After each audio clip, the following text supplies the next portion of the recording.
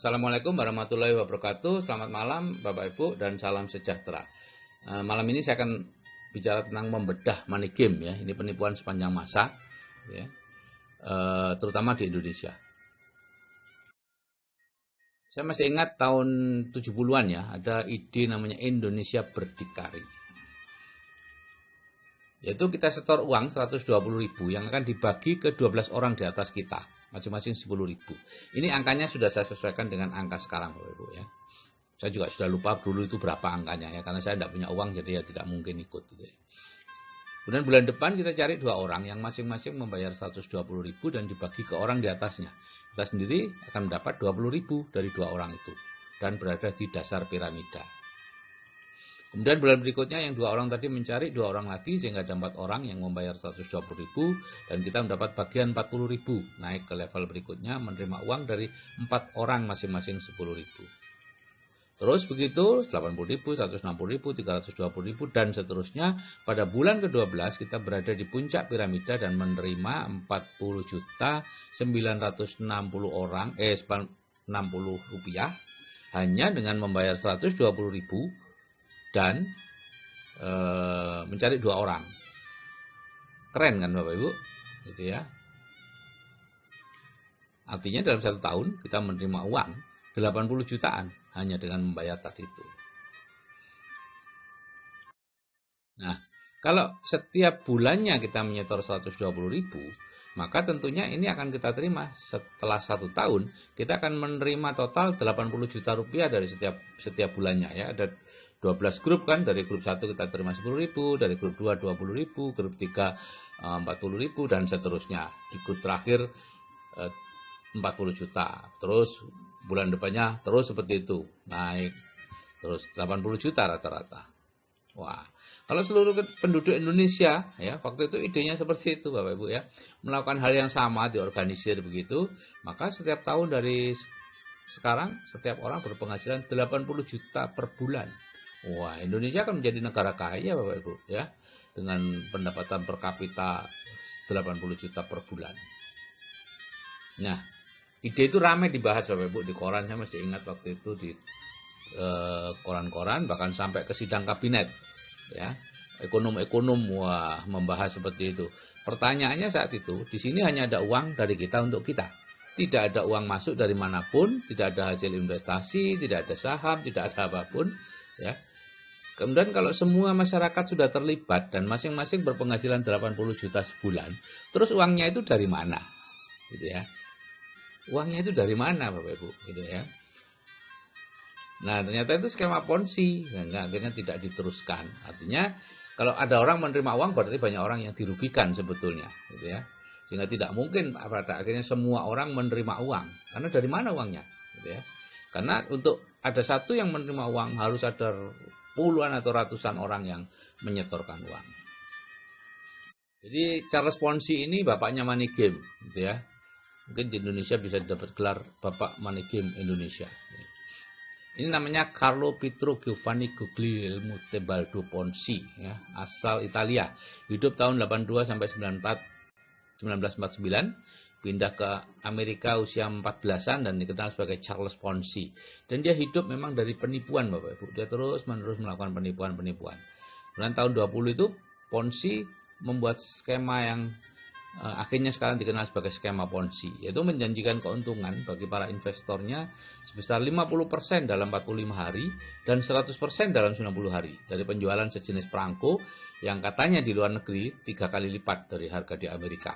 Nah itu, dan mereka berinvestasi, berbondong-bondong Bapak Ibu. Saat itu mungkin tahun 20-an tuh orang Amerika sama seperti orang kita sekarang ya, tidak mengenal investasi, sehingga begitu ada tawaran yang menarik, dapat besar, cepat, aman, wah keren tuh ya.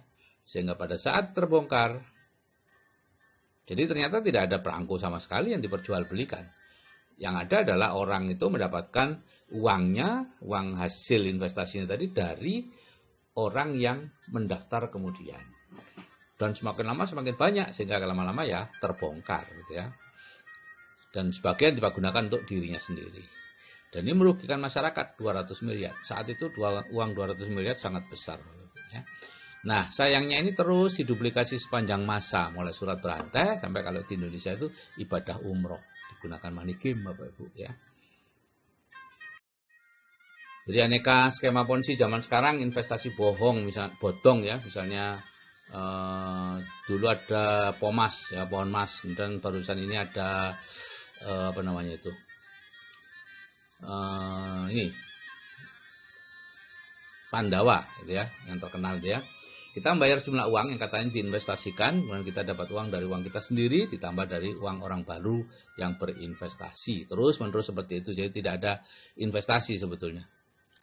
Kemudian investasi agrobisnis ya, seolah-olah perusahaan bisa menjual sayur atau pohon atau kayu atau apapun, atau pokoknya komoditas apapun dengan harga jauh di atas harga pasar. Ya. Dulu kubis Rp1.000 ya, umumnya Rp1.000 itu kisar ya, tahun 98 sampai 2003 itu kisar Kurnia Subur Alam Raya gitu. Itu mengatakan dia bisa menjual produk-produk sayur dengan harga yang sangat tinggi. Kubis yang biasanya harganya maksimal 1.000, dia bisa jual 6.000. Ada pabriknya, ada pengemasannya, ada asuransi lengkap, kebun lengkap ya.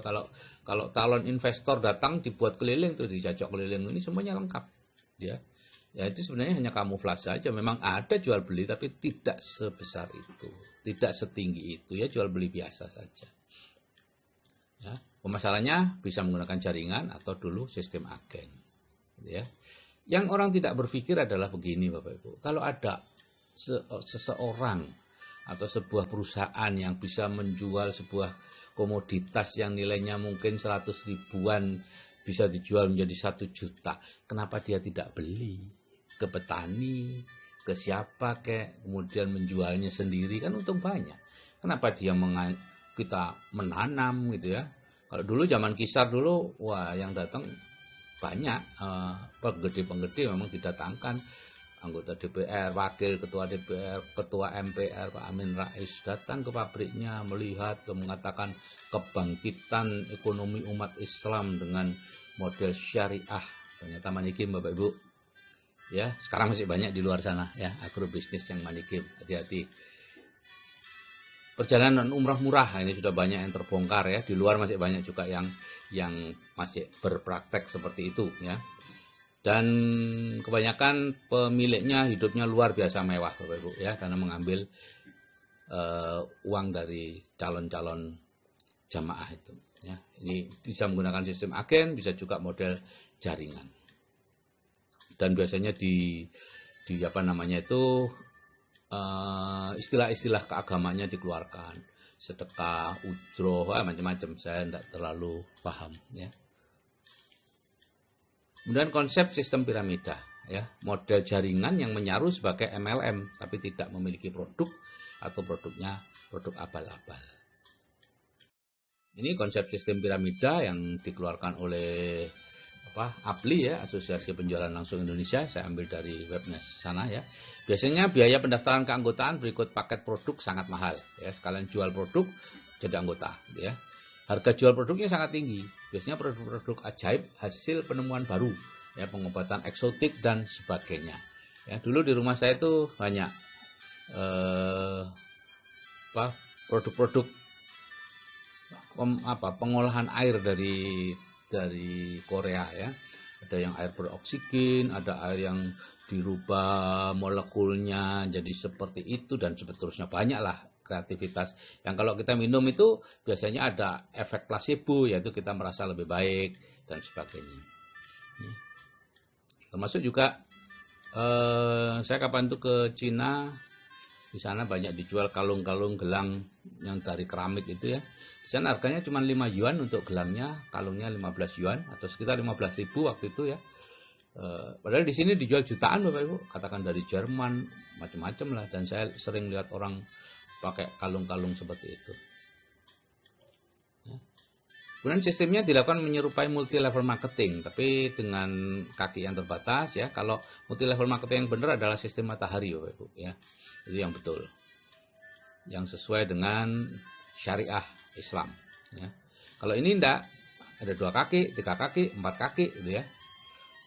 Karena yang masuk lebih dulu akan berada di puncak dan mendapat uang lebih banyak. Satu anggota boleh membeli lebih dari satu keanggotaan, disebut coupling atau paket. Kadang-kala awalnya masuk dengan paket hemat aja, 100.000, 200.000, ya. Setelah itu dirayu untuk menambah paket atau mengganti dengan paket-paket yang lebih baik, lebih tinggi, bisa jutaan, gitu ya. Dan orangnya entah bagaimana dibuat sedemikian rupa sehingga akhirnya merasa beruntung mendapatkan paket-paket, membeli paket-paket itu, gitu ya. Karena sudah mendapatkan dari yang kemarin, oh ya betul kok ini dapatnya sekian. Udah ketipulah dia. Ya, imbalan diberikan berdasarkan tersusunnya satu jaringan berbentuk piramida dengan jumlah orang dalam format tertentu, ya. Ada yang menggunakan kanan kiri seimbang, ya, pair perpasangan dan lain-lain, ya.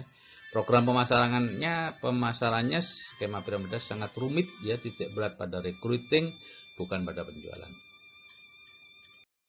Nah, ini money game menurut fatwa MUI, ya, kegiatan penghimpunan dana masyarakat atau penggandaan uang dengan praktek pemberian komisi dan bonus dari hasil perekrutan atau pendaftaran mitra usaha yang baru atau yang bergabung kemudian, bukan dari hasil penjualan produk.